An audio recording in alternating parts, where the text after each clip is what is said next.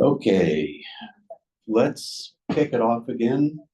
There's some people here who are still getting their Diet Cokes to keep them through the last hour. And for those of you in the room and for everybody on the Zoom, no soul saved after 5 p.m. Eastern Daylight Time, so we're going to get you done by then.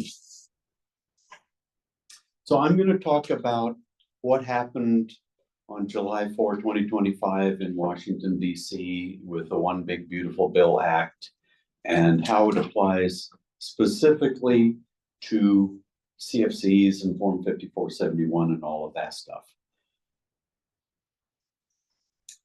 But first, I thought I should tell you, because this is a great opportunity, explain why not all tax law is found in Title 26 of the United States Code.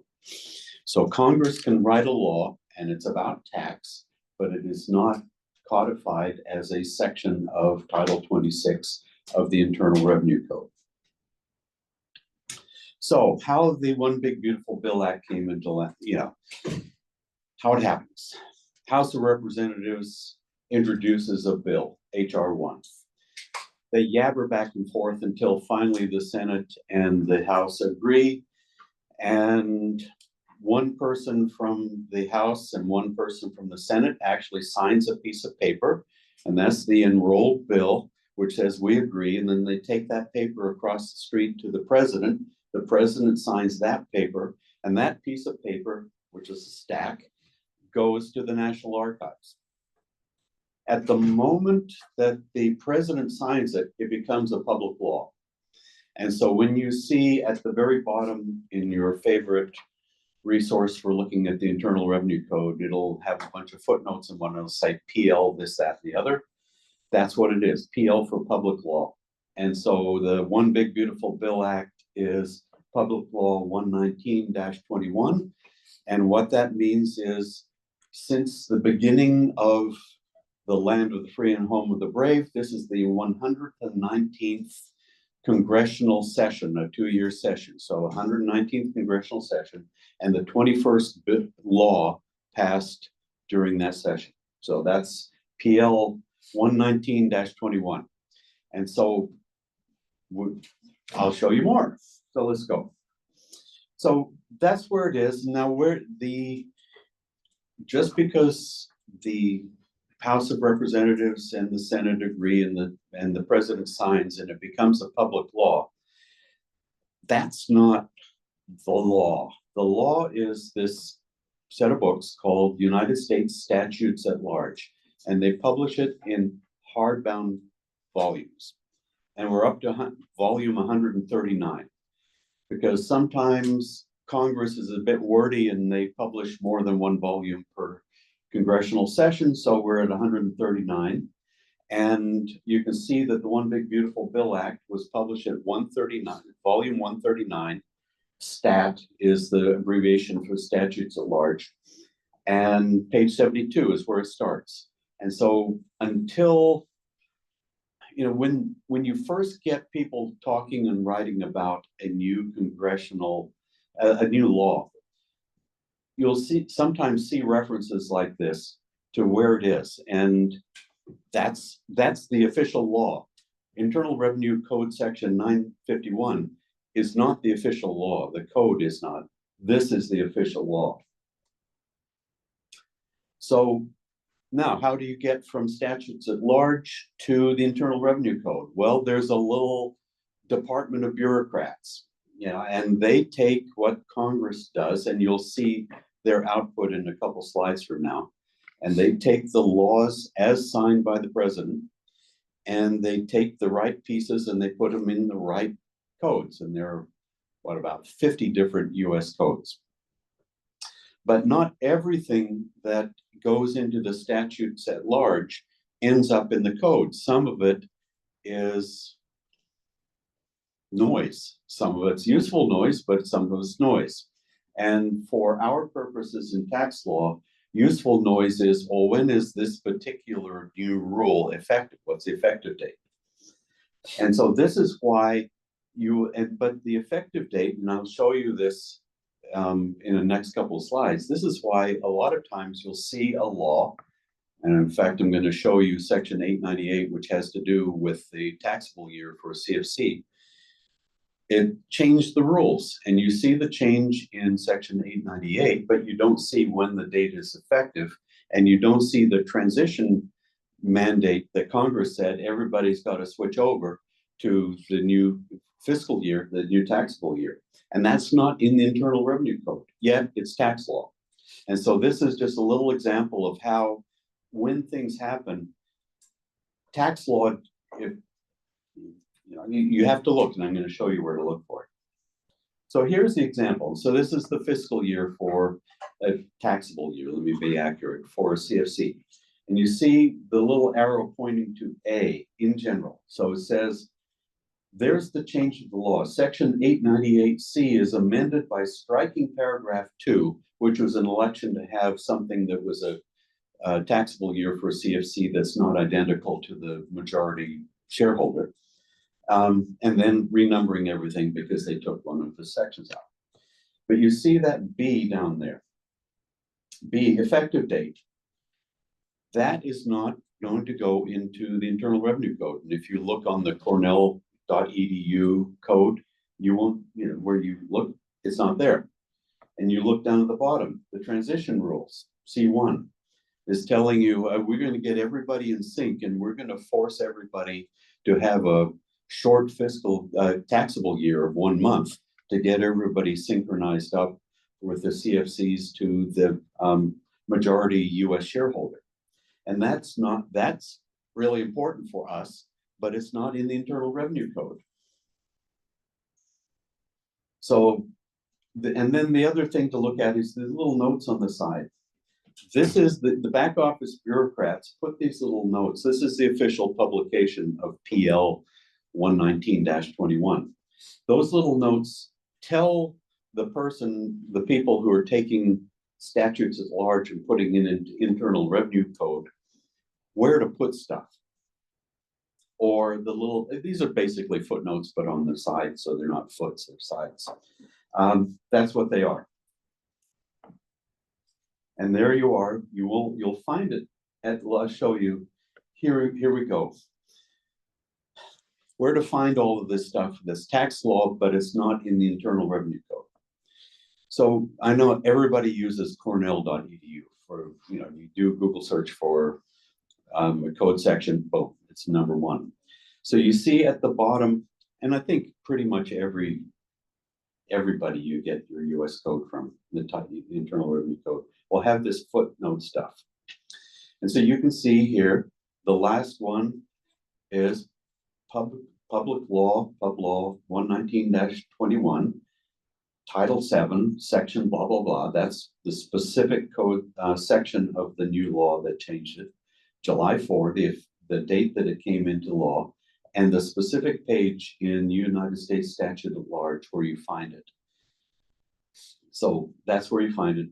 If you spend money with Google, with Bloomberg, as I do, they print all of that stuff at the bottom, and so you'll see it all. So you don't have to go click on the hyperlinks, which you can do if you use Cornell for free, or you pay Bloomberg a lot of money. There you go. So there you go. A little background on how the One Big Beautiful Bill Act happened, how there are little bits, tax bits of the One Big Beautiful Bill Act that don't end up in the Internal Revenue Code, but they matter to us anyway. All right, on to the substantive stuff. Our friend, I despised and loathed the acronym for this. I would not utter the acronym because I thought they were trying to make us brainwash ourselves. My client has GILTI. There is GILTI. And you associate that and the homonym in your head all the time, and you're putting yourself down all the time. And so I don't know whether it was intentional or the people who work for the United States government are freshmen out of college and the level of humor, but I hated it and I wouldn't use it. And I'm so glad that they changed the name. So they did that, and they fiddled with how to calculate the income inclusion. So the first thing is, it'll shock you that the income inclusion goes up. More income will be included. So here, I promise I won't do this for everyone, but I just want to show you again how it works, what the statute at large really looks like, and where you can find stuff and see stuff. And if you want to get a copy of this, just ask Mr. Google for PL 119-21 and you'll get a PDF, and it's about 400 or 500 pages long, and you'll find the pages that you want. But you see at A1, it says, that's the name change. Everywhere it says global intangible low tax income, strike that out, insert net CFC tested income. Yay. So now we're in the world of tested income. And then number 2 is the deduction. Remember, we had this fun and games with this thing called QBI, net deemed tangible income return. I couldn't even remember what the phrase was. That's gone. So the good news is we don't even have to calculate all that BS anymore. It's just tested income is it. And then you can see down in 3, conforming amendments. That's basically telling the people who codify the laws of the land into Internal Revenue Code, go through all these different places, and everywhere it says global intangible low tax income, change it to net CFC tested income. And then at the bottom, FDII, I'll mention that in a second. So there you go. That's what it looks like. They just did the easy name change, and we're all happy. So the next thing is, how do you calculate the old thing, global intangible low tax income, versus the new thing, tested income? So remember, global intangible low tax income was your tested income minus this net deemed tangible income return, investment return, sorry. Well, they said net deemed tangible investment return is gone, so deduction is 0. So now global intangible low taxed income is identical to tested income. So why do we need this extra name anymore? So this is why we ended up with tested income for CFC. And that's what your inclusion is. So get rid of a deduction means more income inclusion. Something that Congress likes. So the net deemed tangible income return deduction gone. That's right there. That's the specific law at number 2. And all they did was they say, strike out these bits and they're gone. And that's what it looks like. So old section 951 cap A with a little b in parentheses was, how do you calculate the net deemed tangible income return? See, I get it wrong on slide to slide, but it's just gone. So the effect is easier to prepare the return, more income for the taxpayer. Next thing is the higher effective tax rate. Remember when all of this happened in 2017 and we got the new rule, they said, well, you're going to have this new inclusion for global intangible low taxed income, but we're going to give you this make-believe tax deduction, section 250, which is an immediately 50 off haircut. So you only include half of this global intangible low tax income. Well, guess what? The haircut is now 40% instead of 50%. So you include more of this tested income. So there it is. Again, I've got the side by side, the prior version of section 250 with the red strikeout, where you can see at section 250, little a in parentheses, number 1, big B in parentheses, said 50%. Now big B says 40%. And that's the law change. So in addition to having more tested income, because you no longer have the net deemed tangible income return, you now have a smaller section 250 deduction, 40%. And what that's going to do is, I think it raises the effective rate on tested income to 14.6% or something like that from 13.1 to 5. So, you know, more, it's still good, but it's less good than it used to be. So here's my little side-by-side example, just simple math. You got $1,000 of tested income. In the good old days, we had net deemed tangible income return, arbitrary number, $150. Under the old law, you'd have an inclusion of $850, 50% haircut for section 250. And that meant the inclusion, the net income inclusion was 425. Now, under the new rule, we're going to have a net income inclusion of 600. How does that come along? Well, we lost the $150 net deemed tangible income return deduction, and we have a 40% section 250 deduction. And so that's why we end up with more income hitting the US shareholders' income tax return. So that's what you're going to see on starting with 1/1/26 tax years on this 5471s. So, okay, there's my math. I misremembered. It was 10.5%, now it's 12.6% if the US shareholder is a C corporation. Required tax year. So it's got a little picture of that before. The reason the default tax year is the majority US shareholders tax year. So it has to be synchronized. And the reason is because if you didn't synchronize them, then there would be opportunity for deferral. And deferral is not a good thing, right? So that's where it is. However, there used to be, until July 4, 2025, an election where you could make the CFC's fiscal year 1 month early, start 1 month earlier than the majority US shareholder. So that's gone. And the gone part is, oh, well, now it's gone and you just synchronize it. And life is a little bit simpler and we don't have to think about as many things, which is good. But the bad thing is, you remember the transition thing I showed you, everybody who had an election in place, and I personally have never seen it, so this is a unicorn to me, but to the extent you have one, you're going to have to synchronize it up to the majority US shareholders, and that's going to start with the first taxable year of the CFC that starts after November 30 of 2025. And so off we go.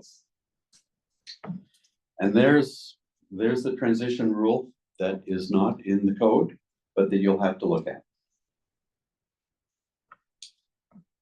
So more words, redundant slide. So a little example here, if you have a domestic C corporation with a July 1 through June 30 fiscal year, and you made the election for the CFC, then they would have had a June 1 through May 31 taxable year. So what's going to end up happening is the first taxable year of the CFC that starts after November 30, 2025 is going to be the one that's going to have to be synchronized. It's going to be a 1 month short year. So they will have a June 1, 2026 through May 31, 2026 taxable year. But basically it means it's going to be a 13-month inclusion because you've got the 12 months and you've got that 1 month more. Base erosion minimum tax. So this was another change that was done for an international tax. I'm going to cheerfully ignore this because this is for corporations with over 500 million gross, and I don't touch those. So, it's not my world. It tweaks a few little things and increases the tax rate, but no big deal. So let's talk about foreign-derived intangible income. This is not strictly a CFC thing. This is for domestic corporations who sell stuff abroad. So when the global intangible low tax income came in with tax breaks for foreign CFCs, there was a mirror image set of tax breaks for domestic corporations who are doing the same kind of business, but doing it directly from the US or through a branch or something like that. And this is it. And the same kind of thing happened for domestic corporations with export stuff that happened for global intangible low tax income. You know, that super duper deduction with QBI and all of that. There was a mirror image for domestic corporations, so that's gone. So we don't have to have a bunch of extra definitions there. So they changed it to foreign-derived deduction eligible income, which is longer than FDII. And they reduced the haircut. So that used to be the Section 250 deduction for these domestic corporations was 37.5%. Now it's 33.34, a third. So that makes the effective tax rate on domestic corporations doing export business 14%-ish. So those are little trivial ones, but let's dive deep into one that's going to matter, and it's painful, and I think it'll matter more to us than most of the other things. And that's downward attribution. So remember, in the bad old days, before 2017, there was a rule that said when you're trying to figure out whether a corporation is a controlled foreign corporation and whether someone is a US shareholder, you don't have downward attribution from a foreign person to a US person of stock ownership. And that went away in 2017. And we operated from 2018 through the end of 2025 under that theory. And then starting 2026 is going to be, oh, guess what? That downward attribution ban from foreign person to US person is back. However, we can still have downward attribution from a foreign person to a domestic person because they introduced new Section 951 Cap B. So Section 951 Cap B is a rule that was specifically designed to target a type of transaction that clever tax lawyers were setting up for corporations called decontrol transactions. And so again, just sort of zooming back and what does this all mean for tax law? When you look at a bunch of code sections, you can look at it, you can say, that code section is there just to close a hole that taxpayers found, and 951 Cap B is one of those. So here's how it works. The downward attribution is, you see in the little picture, we've got subsidiary 1 and subsidiary 2, and downward attribution says we pretend that subsidiary 1 owns all of the shares of subsidiary 2. And how do we do that? We pretend that subsidiary 1 owns whatever parent corporation owned. That's the simple rule. And this is straight out of Section 318, and you give you the site there. And so in this situation, we would consider, considered as owning, which is make-believe, that subsidiary 1 owns 100% of subsidiary 2, which has implications for reporting, amongst other things. And if 50% or more is the threshold, and so a 49% would not have this problem. But for CFC purposes, that's the generic Section 318 downward attribution rule. But for CFC purposes, the rule said, but you don't attribute from a foreign person to a domestic person. So now I've changed the picture a little bit. So instead of subsidiary 1 and subsidiary 2, we have a foreign parent company and it owns a domestic subsidiary and a foreign subsidiary. The most ordinary thing in the world. And pre-2017, the rule that we just looked at, Section 318A3C, said there would be attribution, but there was a special rule in Section 958, which is the rule saying, well, how do you figure out how much stock you own in this corporation anyway? It said there's no attribution from a foreign person to a domestic person. And so in this case, domestic sub was not a 100% shareholder of foreign sub constructive ownership.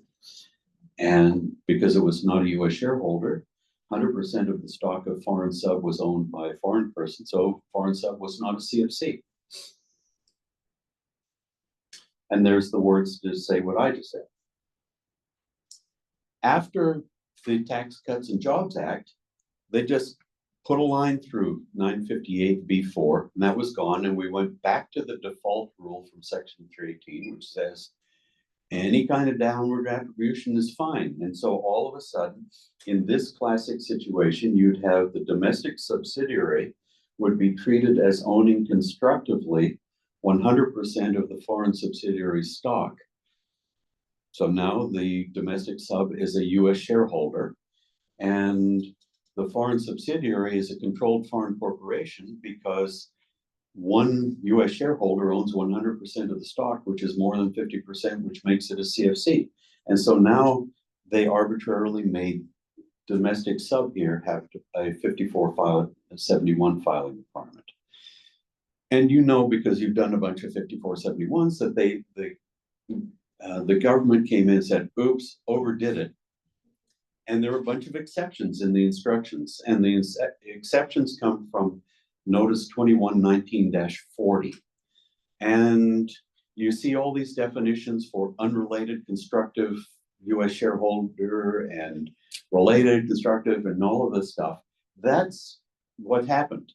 And so they backpedaled, realizing that in a situation like this is really dumb, because the domestic sub can't have any income inclusion from the foreign sub because it's not a direct or indirect shareholder. So it was just a paperwork reporting requirement that was useless.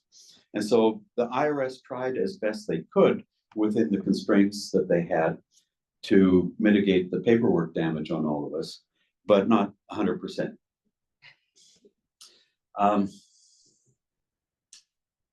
And here are the words that I just said. And there's my opinion. And the interesting thing about this is, as Congress was writing the Tax Cut and Jobs Act and debating it, they knew this was dumb, and they did it anyway. They knew it was overkill. They knew it was going to create a compliance burden on a bunch of people, and they just did it anyway. So what has happened here? The One Big Beautiful Bill Act has put back that ban on that says no downward attribution from a foreign person. So now we're back for classic definitions of a US shareholder, classic definitions of CFC, to where we were originally. In this scenario, just looking at the picture here, domestic sub is no longer a US shareholder of foreign sub, and foreign sub is not a CFC. No reporting requirement at all the end.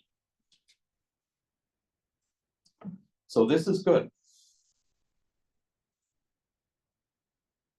However, we actually do have downward attribution from foreign people to domestic subsidiaries. And you'll see in a minute that 951 Cap B keeps it alive. So in the 1200s, the Pope's men were running around France and elsewhere finding heretics. And they went to a town in France called Béziers. There were a group of people called the Cathars. And there was a siege. And the people in the town were willing to give up and surrender. And the commander of the Pope's army famously said in Latin, and I'll quote it to the vulgar English, "Kill them all, let God sort them out." And they did. And it seems to me that Congress, when they, in 2017, did exactly that, just, we don't care, because they were after a specific decontrol target. So this is where we are, and they at least stopped killing all the innocents, and now they're targeting the guilty, the people who are trying to do these decontrol transactions. And what are these? These are situations where you've got a CFC and you're trying to rearrange the ownership so that you don't have income inclusion. And you're doing that by shifting ownership around so it no longer is defined as a CFC. So even if you have stock in it, it's not a CFC, so you don't have an income inclusion. And what what section 951 cap B did was all those exceptions that you know and love from Form 5471 instructions, you're going to find them in other ways in 951 cap B little b, because what they've done is instead of US shareholder, they have a foreign controlled US shareholder. And instead of CFC, they have foreign controlled foreign corporation. And you match these definitions. And if you say, oh, yes, I'm one of those, then you apply the whole part of subpart F as if you substitute in magic words. So what do I mean by that? Section 951A, subpart F income says, US shareholder includes pro rata share of subpart F income from a CFC. You would substitute it in and you would say foreign controlled US shareholder includes pro rata share of subpart F income from a foreign controlled foreign corporation. So let's see how it works. You see down the bottom, I've highlighted, and what it's going to end up meaning is you're going to have to, when you're playing attribution rules and you're looking at structures, you're going to do one analysis saying no attribution from foreign persons to domestic persons, and that's going to be for classic definition of CFC, classic definition of US shareholder. And then you're going to do it all over again and say, well, YOLO, let's just attribute from foreign person to domestic person and see how it works. And the attribution with constructive ownership through a foreign shareholder, a foreign parent, is going to be how you find someone who is a foreign controlled US shareholder. Simple conceptual, I'll show you some pictures in a minute. But if you have 10% direct ownership, but you have 90% constructive ownership through the foreign parent, you have 100% ownership, 10 and 90. Therefore, you're a US shareholder and the corporation is going to be a foreign controlled foreign corporation. Therefore, you're going to have income inclusion as to your 10% ownership. So this is a mess. Let's get to the pictures. Before 2017, what did we have? We had domestic sub is safe. Blue is for US person. And I put a US shareholder up at the top just for kicks. Domestic sub did not have a Form 5471 filing requirement because no attribution of ownership, and foreign parent owned 100% of the foreign sub.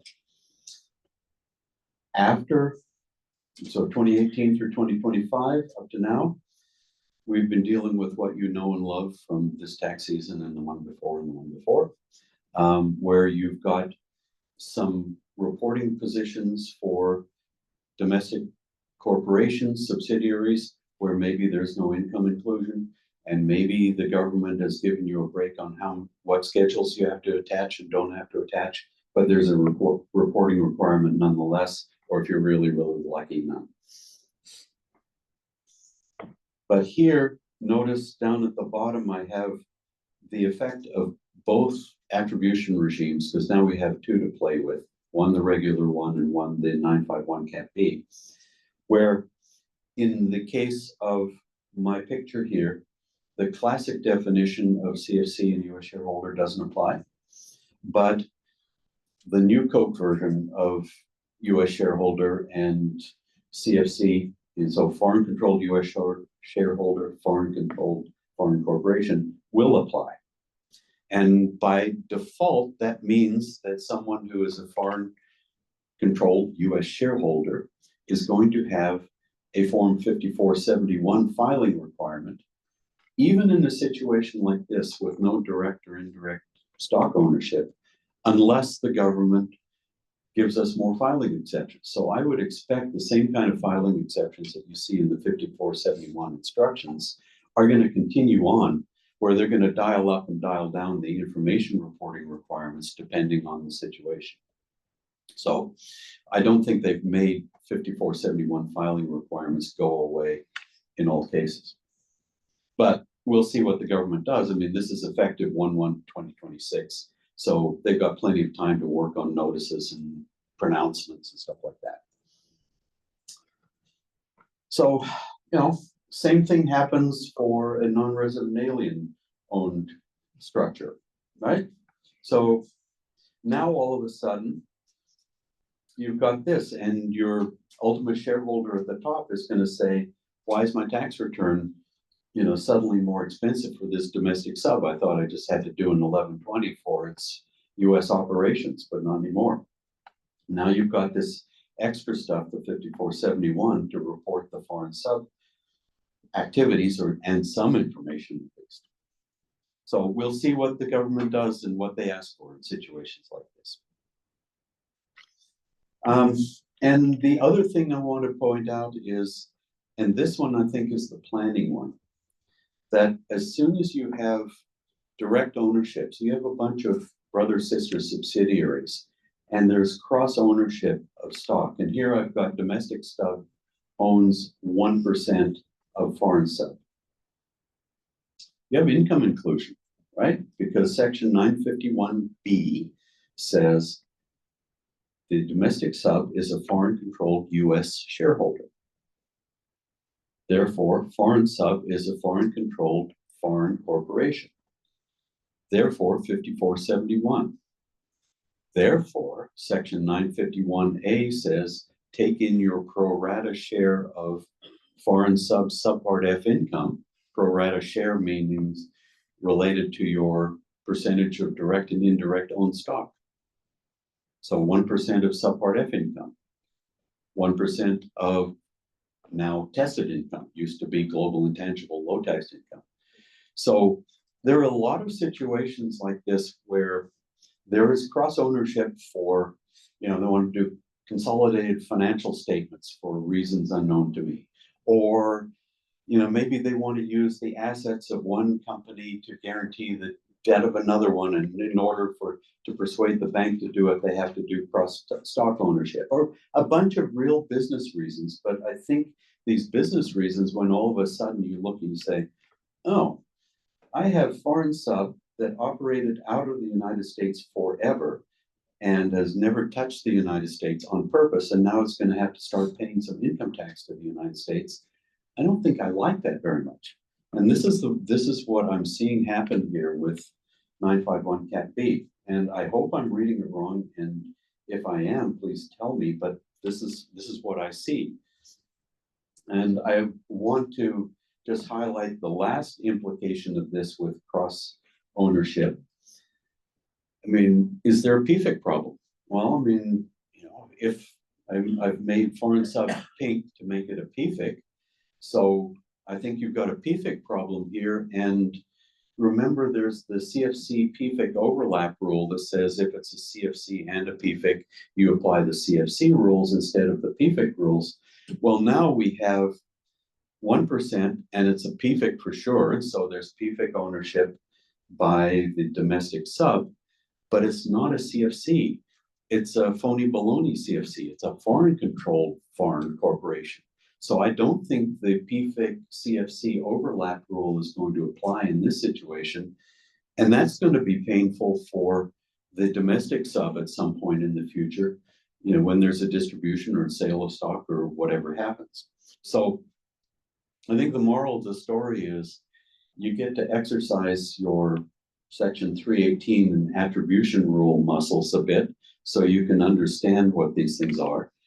You watch what the IRS publishes to sort of make the reporting requirements simple, and maybe start to talk about clients of yours that have cross ownership like this, about unwinding the cross ownership. That's what I take out of new section 951B. Now, that was a long one. Let's get back to a bunch of little short ones. So pro rata inclusion, 951A2. This applies to tested income too. The old rule used to be, you figure out your inclusion on the last day of the CFC's tax year, which would mean that if you sold out your stock, you bought in March and you sold in November, you didn't have any inclusion. Well, they changed that, and they're going to prorate it. You're just going to have whatever days you owned it. You were going to pass through your pro rata share of the inclusion. So that's going to come. And what that just stopped was a bunch of BS tax dodge transactions and BS. Did I say BS? I'm a tax lawyer. I'm supposed to do BS. Anyway, so that's that. They fiddled with the foreign tax credit. So the first one, the easy to understand. Global intangible low tax income, when they brought it in, we have section 960, which is the deemed foreign tax credit rule. So domestic corporation owns CFC. CFC has tested income, pays foreign corporate income tax. The parent, domestic parent, can take a credit, and it used to be for 80% of the income tax paid by the CFC on that tested income. Well, they've cranked it up to 90%, so they've actually given us some more foreign tax credit availability, which is yay. Don't know why, but it's welcome. There are some fiddly technical rules having to do with the foreign tax credit limitation, one of which has for domestic corporations doing business abroad through a branch. Now they can sell inventory from the US, and ordinarily it'd be US source income. Now you can make 50% of it foreign source. When you have foreign source income and you're paying foreign tax on it, you can take a foreign tax credit. So where before you couldn't have a foreign tax credit, now you can have some foreign tax credit flowing back. And then 904B5, new one that just says here are certain types of expenses that we're not going to allocate to tested income, which means that your calculation of tested income for 5471 purposes and your tested income calculation for foreign tax credit limitations can be different. And tested income is going to be higher for the foreign tax credit limitation, which means that you can use more, because foreign tax credit limitation is always a fraction, foreign source over total. So that'll mean more foreign tax credit will be allowable.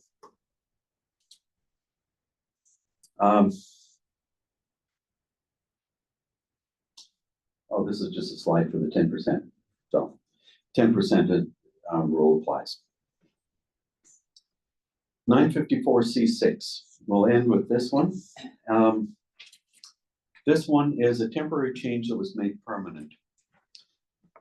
So in the 2017 Tax Act, 954 B6 came along, C6 came along, and it has to do with related party CFCs. And the classic situation is a foreign sub has some income, pays a dividend upstream to the foreign parent.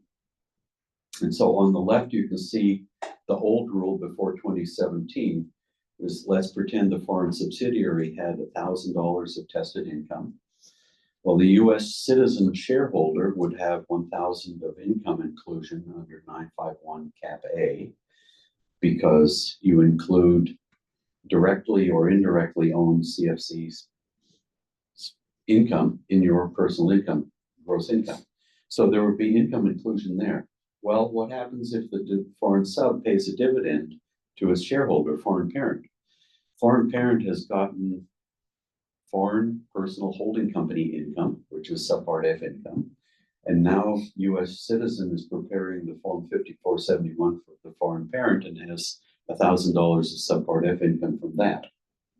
And so section 954C6 eliminated that, so that that dividend was not treated as additional includable income. And just now it keeps it simple. And you keep track of that in your PTEC accounts. And so that was a temporary thing that was set to expire at the end of 2025. Thank God it's not now, it's permanent. So now it's, our lives a little bit simpler, and it makes sense. And there I am, and we're done. And my email address is not there, but it's phil@hodgen.com. So you can